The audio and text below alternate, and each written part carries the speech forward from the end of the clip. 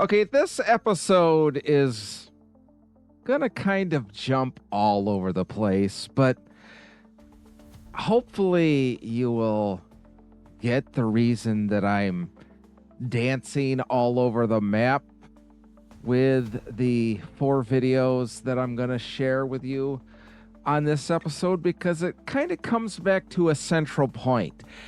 And it all sort of stemmed from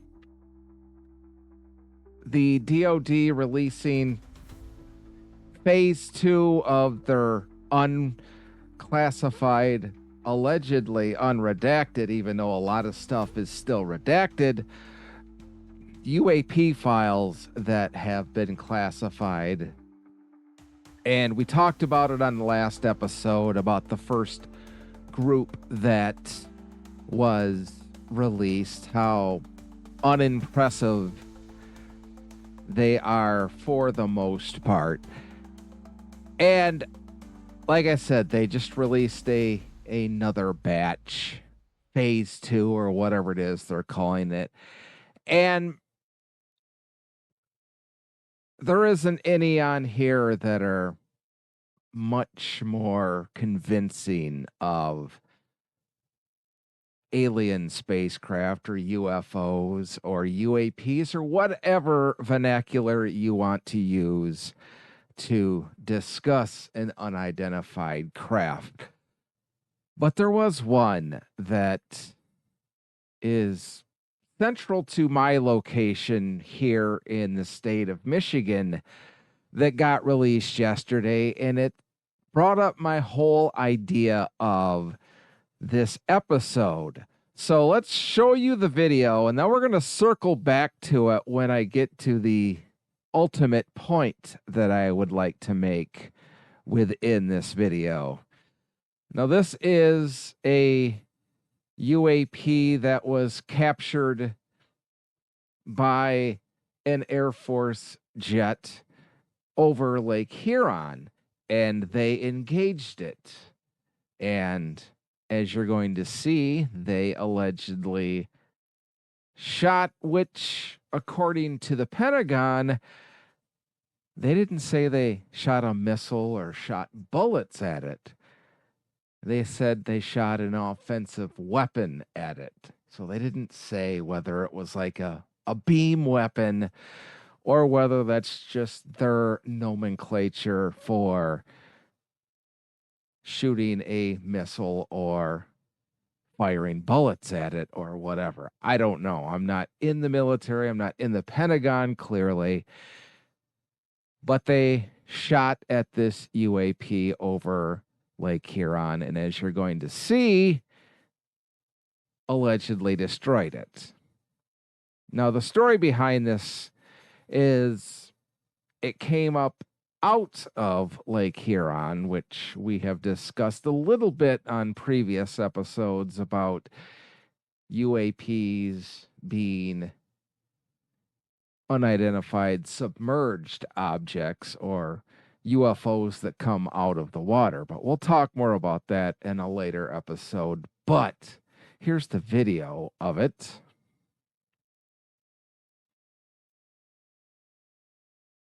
It almost looks like when it explodes that it was wood or some kind of easily destroyed material, but that's basically all they said. They didn't share any other information about how they were able to retrieve any of that information or anything like that. But like I said, we're going to circle back to this video at the end because it's central to kind of the point that I want to make on this episode of Too Boldly Pod, because there's this huge sort of split within society when it comes to specifically UFOs and space, and how people that believe in the existence of UFOs or UAPs get pigeonholed into the idea of being conspiracy theorist. And that, as you have heard me say ad nauseum on this podcast, is 100% not true. Do some of them bleed over with some people? Absolutely. But not everybody that believes in UAPs or has had a UAP sighting is a believer in any or all conspiracy theories. So that's what we're going to do. We're going to share how both sides of this idea think the same way, but are diametrically opposed in their belief systems.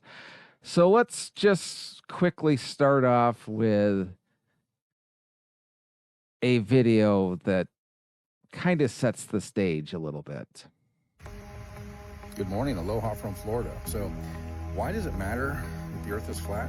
Because it's true. And the truth. And as you can see, he is a flat earther. So no matter how much proof he gets shown, he will continue to believe that the earth is flat. But that's not all. Truth matters. Truth makes you strong, lies make you weak. If you believe the earth is a globe, you probably believe that men walked on the moon. So he's a flat earther and a moon denier. So that's 2 for 2. Clearly, he is a full-fledged conspiracy theorist. But wait, there's more. If you believe the earth is a globe, you probably would believe that 2 little airplanes knocked down 3 huge buildings. If you believe the earth is a globe, you probably... Okay, so flat earth, moon denier, 9/11 conspiracy theorists. There's still more. probably believe that fires just naturally start here and there and destroy entire cities. You probably believe that a hurricane can just go directly at Jamaica and take it out. So he's a weather manipulation conspiracy theory. He's covering all the bases. In natural ways, natural causes. Lots of crazy stuff to believe if you believe the earth is a globe. The earth is flat, and that's absolute scientific fact. No, it's not. I think the absolute scientific fact is it's a globe. But hey, that's a story for another episode. The truth of the light of creation, the truth of creation, the light that comes from that truth, helps you to see things that you might believe are true when someone says them, but you can see clearly that they are false. Have a great day. God bless. Okay, now take that last little part that he talked about, because it kind of goes hand in hand with the next one that I'm going to share with you. And I'm want to qualify this next part because I'm not insinuating that every single person that holds biblical beliefs, religious beliefs, Christian beliefs is like that person or the next person. But a lot of you are. A lot of people that might be considered atheists are also conspiracy theorists. So I say that because I'm trying not to pigeonhole just Christians into this next video, but it kind of lends credence to it that that last person, at least on his videos, make it sound like he is a Christian, a believer in God, a person of faith, however you want to word it. And this next person, which might not stop during the next video because it's a stitch of a Dan McClellan video, and I love his videos to learn a lot about the actual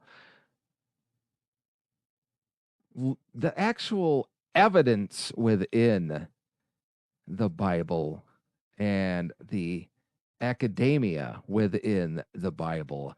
But he also tackles some conspiracies sort of within that realm as well. Hey everybody, I'm Dan McClellan. I'm a scholar of the Bible and religion. Let's take a look at a video. Do you know that the Bible reveals to us where Satan's throne is? All right, let's see it. Revelation chapter 2 verse 13 says, I know where you dwell, where Satan's throne is, and you did not deny the faith even in the days of Antipas, my faithful witness, who was killed among you where Satan dwelled. And if you read the verse just before, Revelation 2:12, it mentions that this letter is being written to the angel of the church that is in Pergamum, a city in western Turkey. History tells us that Antipas was martyred under the region of Nero, I think you probably mean under the reign of Nero. in the town of Lyon or Geneva, Switzerland. So history says absolutely no such thing whatsoever. That is 100% made up.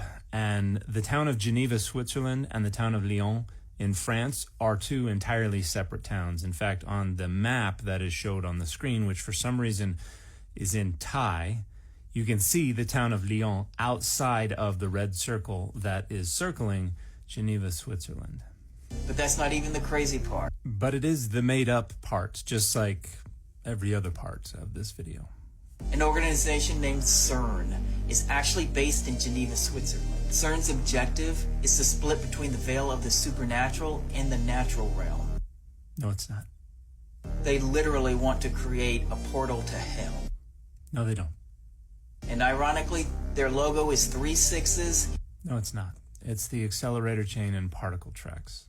and the Bible says that this is the city of Satan. No, it doesn't. This is just an absolutely idiotic conspiracy theory. If you want to learn more, follow and subscribe. Yeah, I'm good. And the fit for this video has been the main man. Well, thank you, Dan, for making that video. I couldn't add anything to what he covered on it. And we will eventually, at some point this year, dig deeper into that conspiracy of CERN and opening a portal to hell slash Stargate, because it really goes everywhere. And my point for showing that video and the previous one are there are specifically within this short form video society so many voices for different conspiracy theories out there. So in a way, it's giving a voice, which is fine if people tend to believe that, giving a voice to people that have beliefs in conspiracy theories. And not all conspiracy theories are exactly the same. We've talked about it before on this podcast.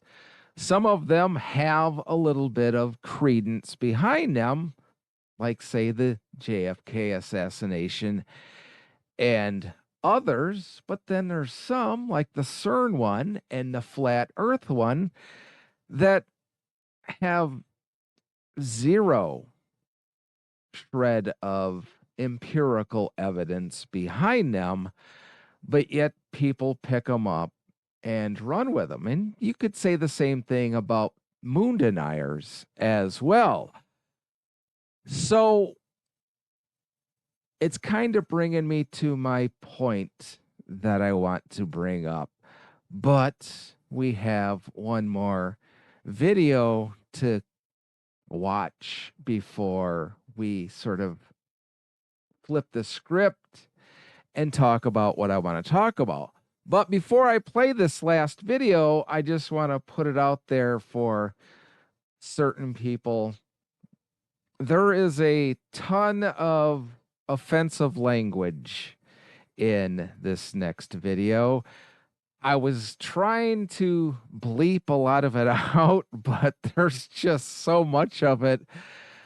I really can't without you being able to understand what the person is saying. So maybe if you're adverse to swearing, you may want to skip this portion of the podcast. If not, let us, let us just continue. Wait, you don't believe in the moon landing? You've been learning about this shit in school for decades. What the fuck do you mean you don't believe in that shit? Are you some type of conspiracy theorist or something? You really believe that in 1969, when televisions were still in black and white and folks were still using rotary fucking phones, and most new cars sold in the United States didn't even have power windows or fucking air conditioning, that we just strapped two cowboys into what was essentially a fucking Coke can with a Chevy small block attached to it? Unfortunately, that's what a lot of conspiracy theorists think. As we went to the moon in 1969, and some people still had black and white TVs and used rotary phones, so there's no possible way that people a lot smarter than them could figure out a way to get us to the moon. They don't bother to think that just a mere 24 years before that, we had cracked the atom and dropped the first two atomic bombs. So that's a pretty major technological advancement in just a few years during World War II. And people, even to this day, still insist that there's no way we can possibly have gone to the moon because we don't have the technology. And just launch them motherfuckers out into orbit on nothing more than a hope and a fucking dream?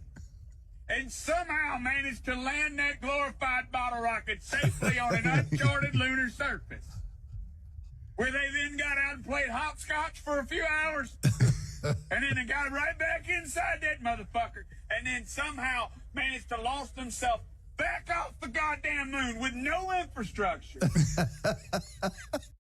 No infrastructure? That one doesn't make any sense, but he's ranting, so he's almost done. And then a few short weeks later, they landed safely back on Earth. You really fucking believe that that happened? Yes, I do. Goddamn, you're a gullible son of a bitch. Don't. Gullible son of a bitch. No, he's not, because we've talked about it before when it comes to the moon landing. Do you know how many thousands and thousands of people are involved in any sort of launching into space, whether it's just the space station, a space shuttle, a satellite, not to mention the trips to the moon, the Mars expeditions, all of them, thousands upon thousands of people, and all of them, every single one of them, are ensconced in this grand conspiracy to lie to the rest of us that we didn't go to the moon. My whole point is why? What's to gain from that?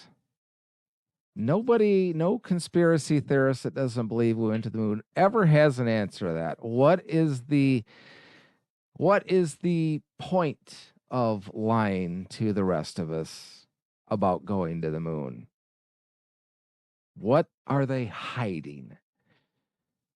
Still waiting for an answer for that. Not to mention our adversaries, the Soviet Union at the time, Russia, and now China, are some allies even that maybe are angry at the United States. Don't you think if we faked it they would have known it with all of their spies and espionage figuring everything out, that they would have come out and told the rest of the world, nope, the United States has been lying for these past almost 60 years that they went to the moon. We still haven't been to the moon. So I don't get that. I don't understand that mindset.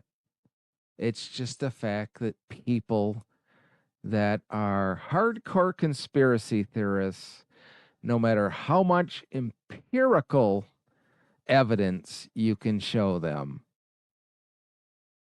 they refuse to believe it, because I'm trying to be nice and not say their brains can't comprehend something that they don't understand, so it can't possibly be true.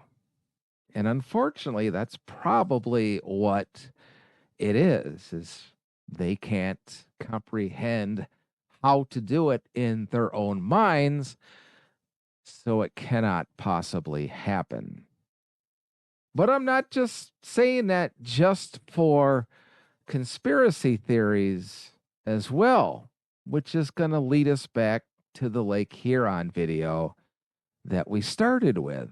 So, as I stated at the beginning, the DoD has released their second batch of unclassified, declassified UAP files, and we have a whole new batch to watch, which we talked about the Lake Huron one at the very beginning of this podcast. And this is what gave me the idea for this episode, because as I stated, we're here in Michigan and we are curious about this one because it's from our region. And they were talking about it on terrestrial radio this Friday. One of the hosts is a believer in UAPs, UFOs, and one of the producers is not, and the other host is not. So much so that they are adamant that there's no possible way that aliens are coming here. They are the absolute disbelievers that it's impossible that, well, actually the second host went so far as to say, oh, we're probably it.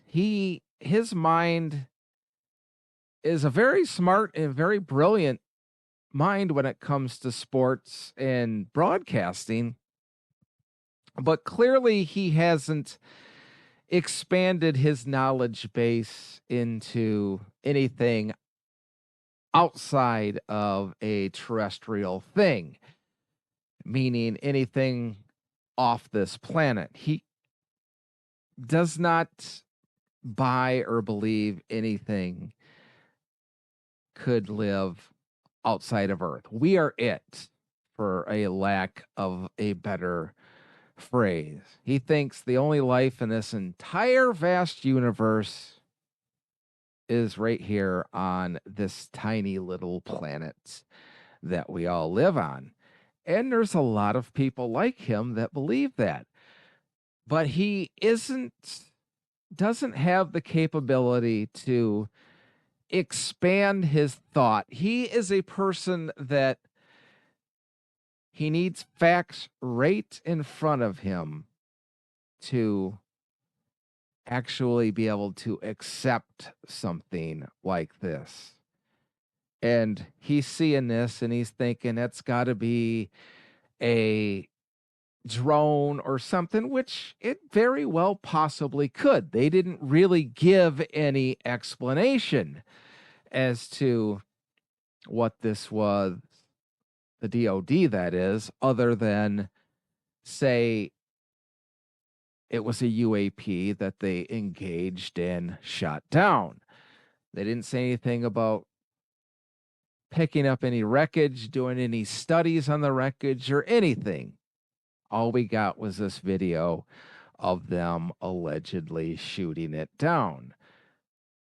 So he refuses to believe, like the first hosts, that UFOs do and have visited this planet before, and this entire universe is teeming with life other than here on Earth. The producer, who is a very faith-based gentleman, refuses to believe the same thing, but his stems from his religious beliefs. His belief from his interpretation of the Bible is that God created life on this planet and this planet alone. So he doesn't believe these could possibly be alien spacecraft as well. So the people that are absolute deniers, like these two that I mentioned, aren't in that aspect any different than the conspiracy theorists that I played at the beginning of the podcast, because they're absolute in their belief systems and don't even remotely leave the door open to the possibility of something being unknown but plausible. A flat earther, a moon denier, any strange conspiracy like that. We live in a globe, we live in inner earth, any of them. We can't go to space because of the firmament.